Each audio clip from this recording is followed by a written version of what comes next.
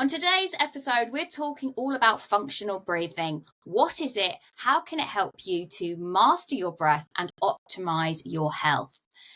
Now, you may be thinking, what on earth does it mean to breathe in a functional way? I have been breathing my whole life every single day, and here I am alive, so it must be working. Well, that's what I used to think, and how wrong was I?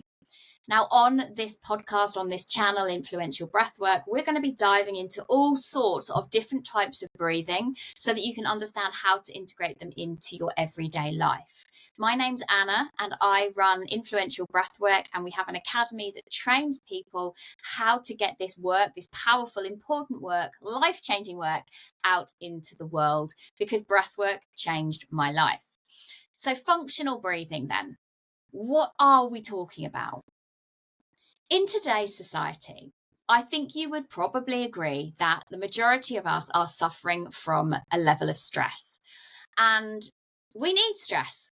But what we don't need is stress to take us over the edge towards burnout, towards being unwell, towards having horrendous physical, mental, and emotional symptoms.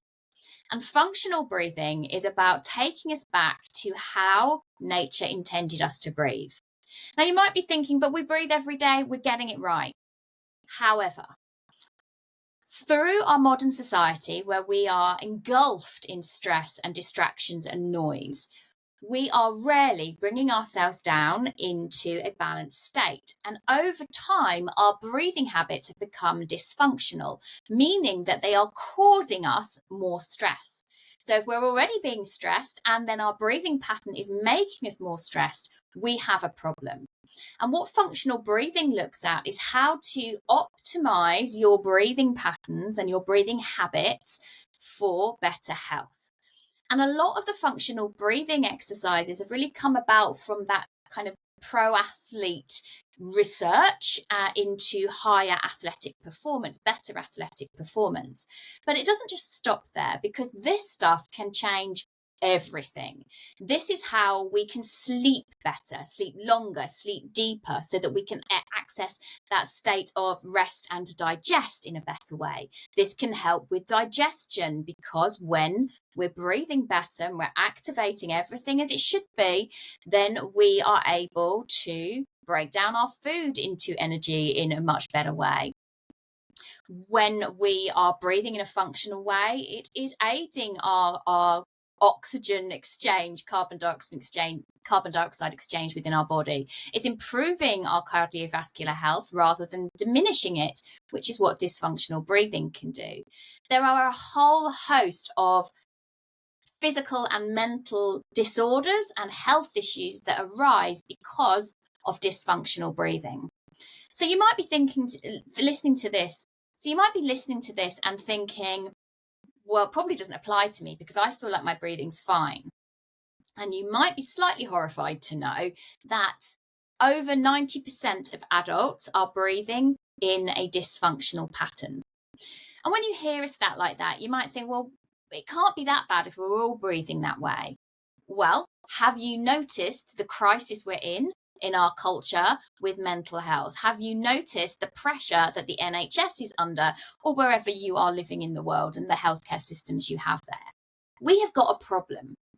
So what I'm seeking to do by sharing the functional stuff that absolutely blew me away and flabbergasted me, that I didn't know this stuff, that it wasn't mainstream or accessible, is my mission is to get this out to you so that you get intrigued to find out more, so you can go and share this work with other people as well. How do we correct functional breathing then? What's going on?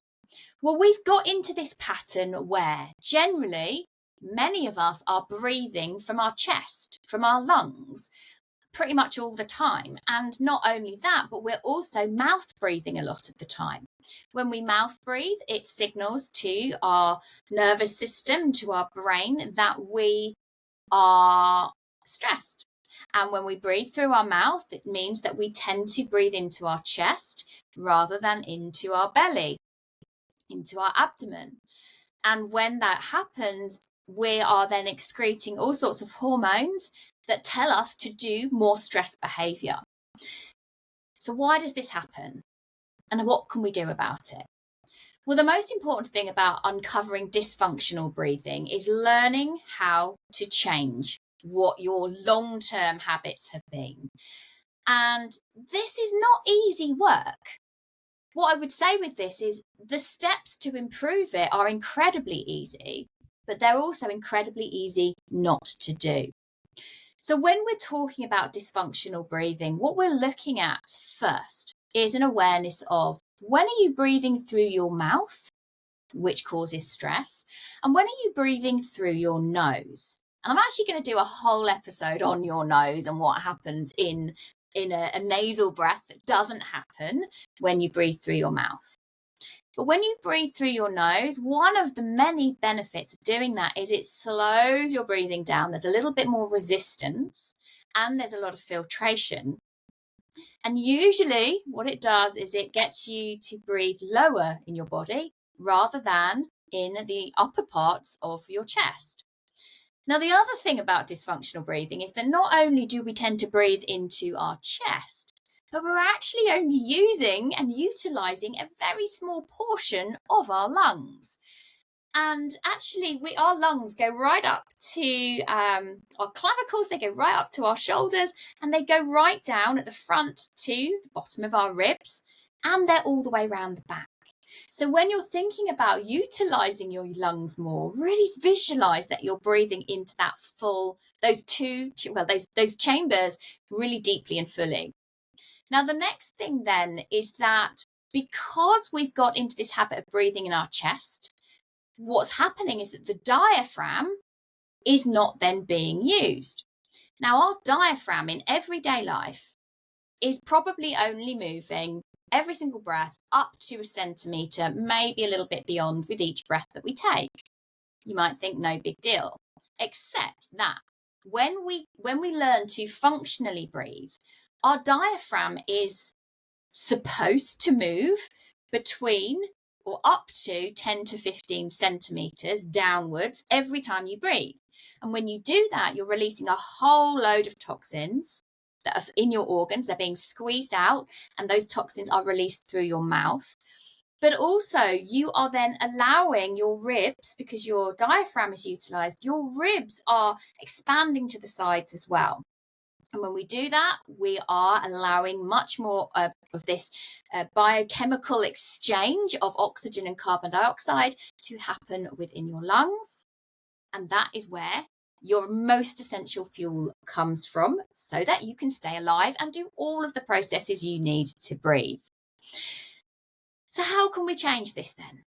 Well, one of the ways is to train our body to become more accustomed to having a feeling of air hunger or breathlessness, so that our body isn't then going into a stress response every time that happens and is able to cope better with stress. And over time, what this means is that we remain calmer. Our body learns that it can bounce back and it doesn't need to go into that full fight or flight stress response every time you do a particular activity. So what we're looking at with functional breathing are three aspects. We're looking at the biochemistry, the change of the chemicals in your body, which I'm going to go into another time in much more detail. We are looking at the biomechanics of your body, so getting all of the physical tools, the apparatus in your body working at an optimal rate, which would include, for example, your lungs, your intercostal ribs, your diaphragm, your belly, all sorts of things that are involved in breathing, some of which you might not even have really thought about. And then the third aspect is the psychophysiological aspect, because when we change anything with the breath, we have the power and the ability to shift how we're thinking and feeling. And when we can change our emotional state almost at will and make sure that we're beginning to feel better on a regular basis, we can conquer our lives, conquer our health. We can put more years on our life. We can feel better. We can live more happily.